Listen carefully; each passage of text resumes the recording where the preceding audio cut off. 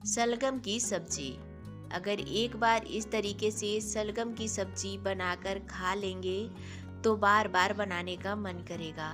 बनाना तो बहुत आसान है, काफ़ी झटपट बन जाते हैं। इसे बनाने के लिए 250 ग्राम हमें शलगम लेना है। इसे छील कर काट लेना है।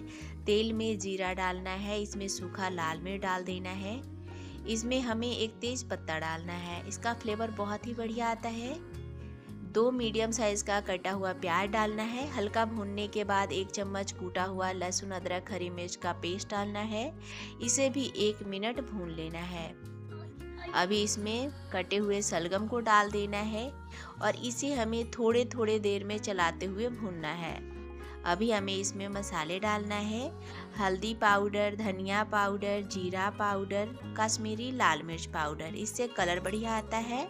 नमक आप अपने स्वाद के अकॉर्डिंग डालें। अभी हमें इसे चला लेना है। सब्जी को हमें ढक ढक कर भूनना है। गैस का फ्लेम लो रखना है क्योंकि ये सूखा सब्जी है, तो इसे धीमे धीमे हीट पर ही पकाइएगा, तभी ये काफ़ी जल्दी पक जाएंगे। जब ये हल्का भून जाए तब इसमें एक टमाटर भी डाल देना है। इसे भी मिक्स कर लेना है।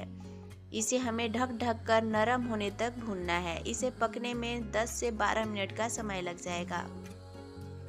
अभी आप देख सकते हैं इसका रंगत भी चेंज हो चुका है। शलगम एकदम नरम हो चुके हैं, ये पक चुके हैं।